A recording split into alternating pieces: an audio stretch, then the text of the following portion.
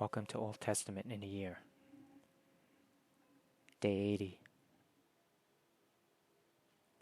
Deuteronomy 3. Next, we turned and headed for the land of Bashan, where King Og and his entire army attacked us at Edrei. But the Lord told me, "Do not be afraid of him, for I have given you victory over Og and his entire army, and I will give you all his land. Treat him just as you treated King Sihon of the Amorites, who ruled in Heshbon." So the Lord our God handed King Og and all his people over to us, and we killed them all. Not a single person survived. We conquered all 60 of his towns, the entire Argob region in his kingdom of Bashan. Not a single town escaped our conquest. These towns were all fortified with high walls and barred gates. We also took many unwalled villages at the same time. We completely destroyed the kingdom of Bashan, just as we had destroyed King Sihon of Heshbon. We destroyed all the people in every town we conquered, men, women, and children alike. But we kept all the livestock for ourselves, and took plunder from all the towns. So we took the land of the 2 Amorite kings east of the Jordan River, all the way from the Arnon Gorge to Mount Hermon. Mount Hermon is called Sirion by the Sidonians, and the Amorites call it Senir. We had now conquered all the cities on the plateau, and all Gilead and Bashan, as far as the towns of Salekah and Edrei, which were part of Og's kingdom in Bashan. King Og of Bashan was the last survivor of the giant Rephaites. His bed was made of iron, and was more than 13 feet long and 6 feet wide. It can still be seen in the Ammonite city of Rabbah. When we took possession of this land, I gave to the tribes of Reuben and Gad the territory beyond Aroer, along the Arnon Gorge, plus half of the hill country of Gilead with its towns. Then I gave the rest of Gilead and all of Bashan, Og's former kingdom, to the half-tribe of Manasseh. This entire Argob region of Bashan used to be known as the land of the Rephaites. Jair, a leader from the tribe of Manasseh, conquered the whole Argob region in Bashan, all the way to the border of the Gershurites and Machatherites. Jair renamed this region after himself, calling it the towns of Jair, as it is still known today. I gave Gilead to the clan of Machir, but I also gave part of Gilead to the tribes of Reuben and Gad. The area I gave them extended from the middle of the Arnon Gorge in the south to the Jabbok River on the Ammonite frontier.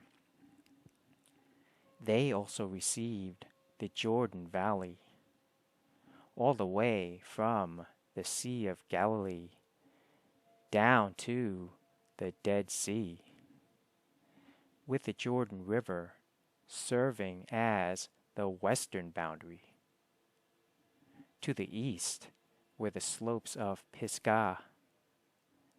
At that time, I gave this command to the tribes that would live east of the Jordan.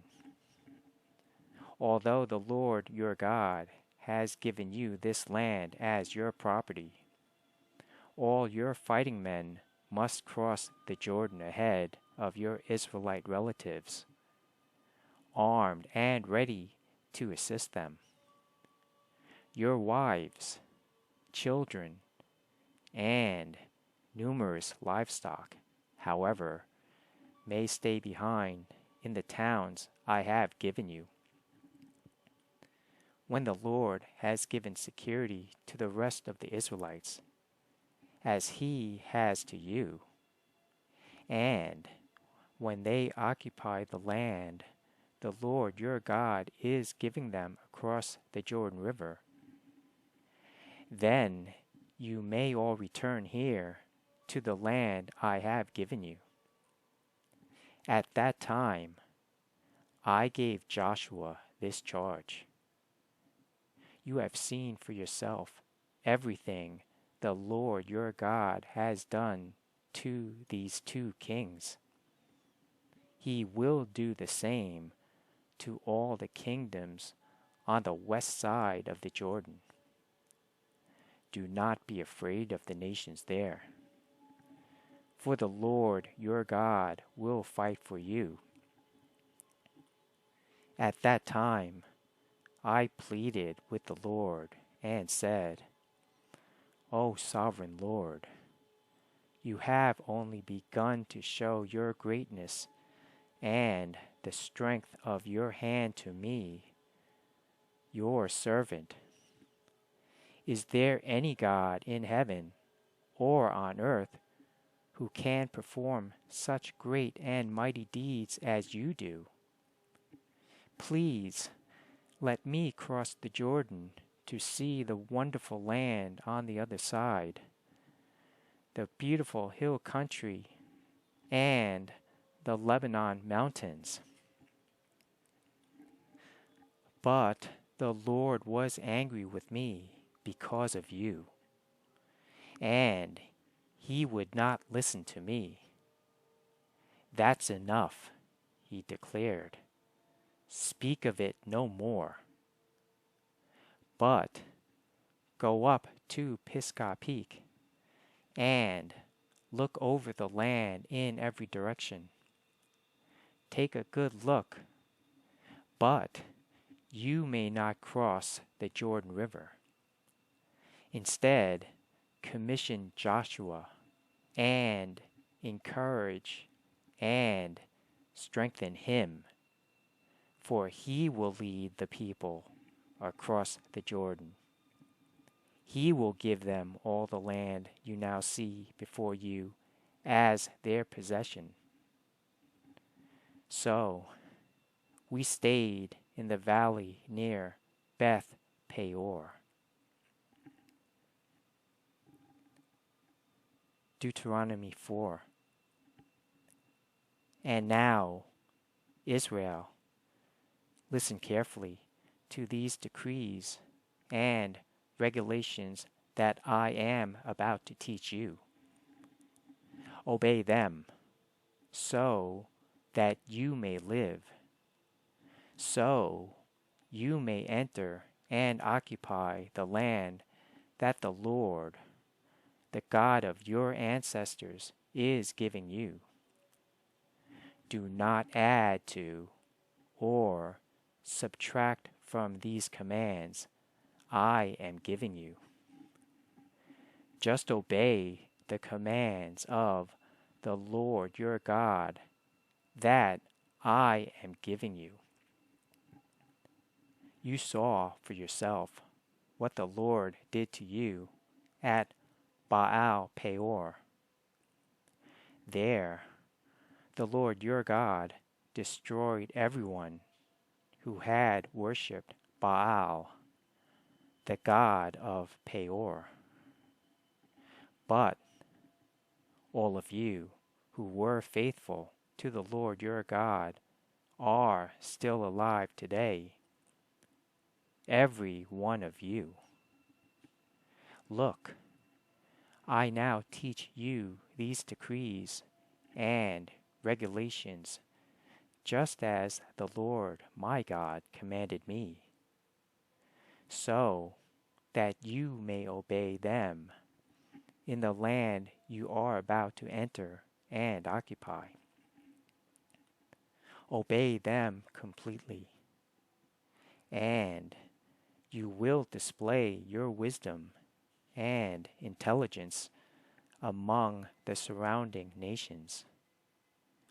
When they hear all these decrees, they will exclaim, "How wise and prudent are the people of this great nation!"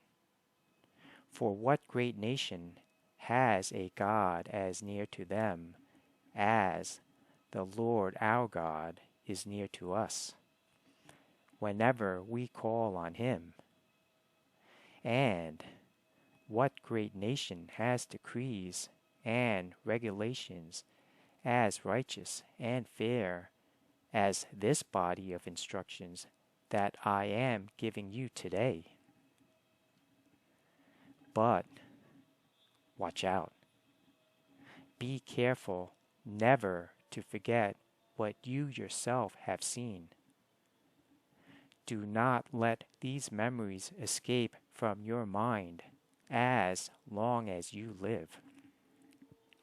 And be sure to pass them on to your children and grandchildren.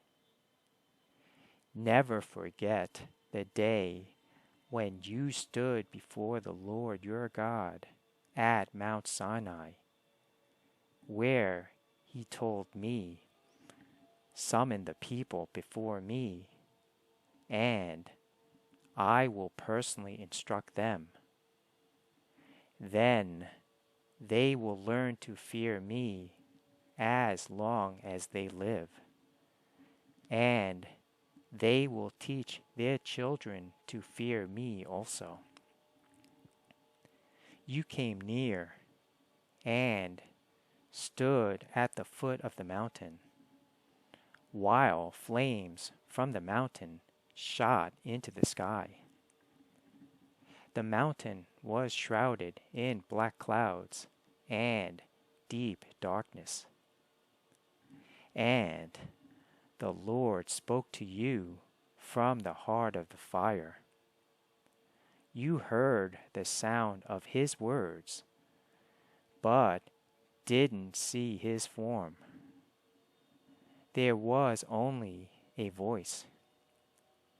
He proclaimed his covenant, the 10 Commandments, which he commanded you to keep, and which he wrote on 2 stone tablets. It was at that time that the Lord commanded me to teach you his decrees and regulations, so you would obey them in the land you are about to enter and occupy. But be very careful. You did not see the Lord's form on the day he spoke to you from the heart of the fire at Mount Sinai. So, do not corrupt yourselves by making an idol in any form, whether of a man or a woman, an animal on the ground, a bird in the sky, a small animal that scurries along the ground, or a fish in the deepest sea. And when you look up into the sky and see the sun, moon, and stars, all the forces of heaven, don't be seduced into worshiping them. The Lord your God gave them to all the peoples of the earth. Remember that the Lord rescued you from the iron smelting furnace of Egypt, in order to make you his very own people and his special possession, which is what you are today. But the Lord was angry with me because of you.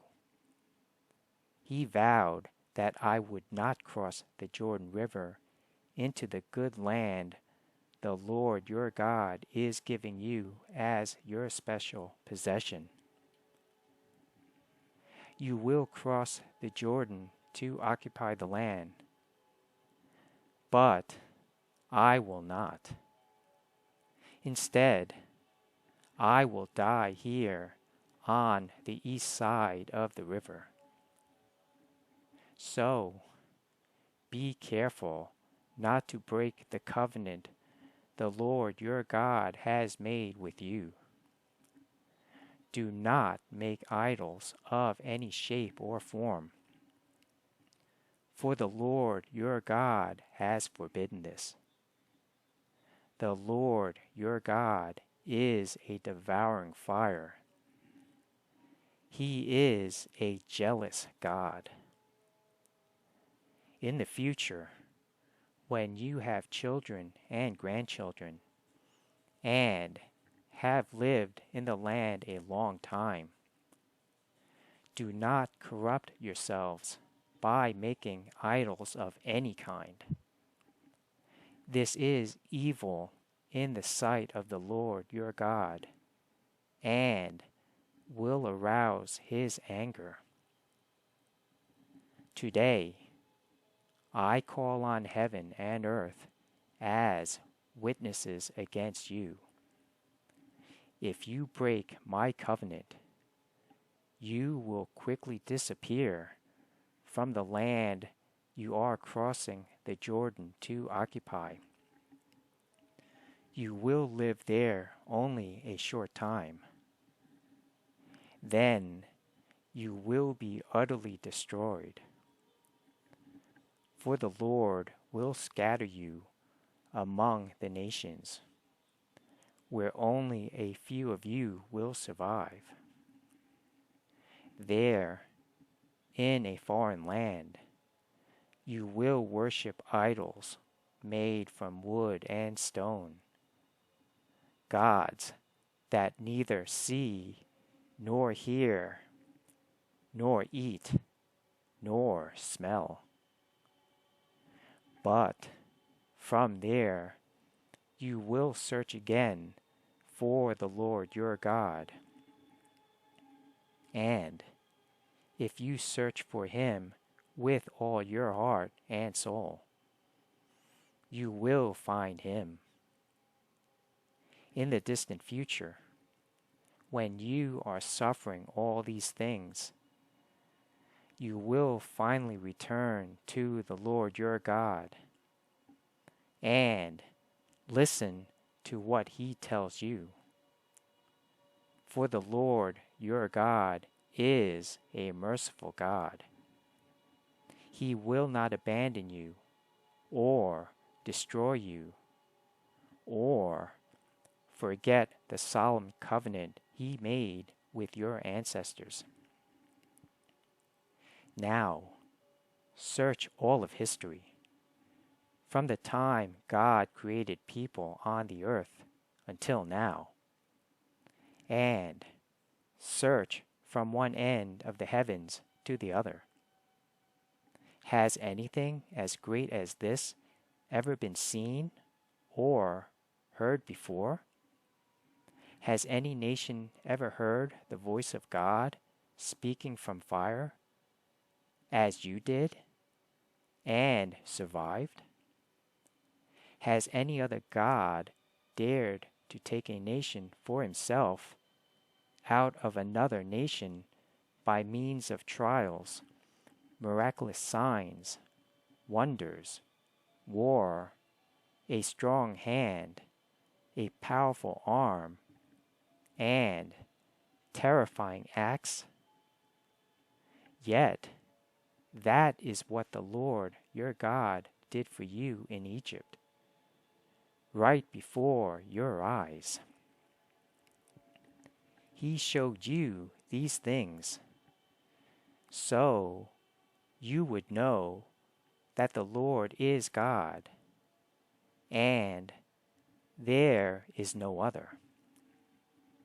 He let you hear His voice from heaven, so He could instruct you. He let you see His great fire here on earth, so He could speak to you from it. Because He loved your ancestors, He chose to bless their descendants, and He personally brought you out of Egypt with a great display of power. He drove out nations far greater than you, so He could bring you in and give you their land as your special possession, as it is today. So, remember this, and keep it firmly in mind. The Lord is God, both in heaven and on earth, and there is no other. If you obey all the decrees and commands I am giving you today, all will be well with you and your children. I am giving you these instructions, so you will enjoy a long life in the land the Lord your God is giving you for all time. Then Moses set apart 3 cities of refuge east of the Jordan River. Anyone who killed another person unintentionally, without previous hostility, could flee there to live in safety. These were the cities: Bezer, on the wilderness plateau for the tribe of Reuben; Ramoth in Gilead for the tribe of Gad; Golan in Bashan for the tribe of Manasseh. This is the body of instruction that Moses presented to the Israelites. These are the laws, decrees, and regulations that Moses gave to the people of Israel when they left Egypt, and as they camped in the valley near Beth Peor, east of the Jordan River. This land was formerly occupied by the Amorites under King Sihon, who ruled from Heshbon. But Moses and the Israelites destroyed him and his people when they came up from Egypt. Israel took possession of his land and that of King Og of Bashan, the 2 Amorite kings east of the Jordan. So Israel conquered the entire area from Aroer at the edge of the Arnon Gorge, all the way to Mount Sirion, also called Mount Hermon. And they conquered the eastern bank of the Jordan River as far south as the Dead Sea, below the slopes of Pisgah.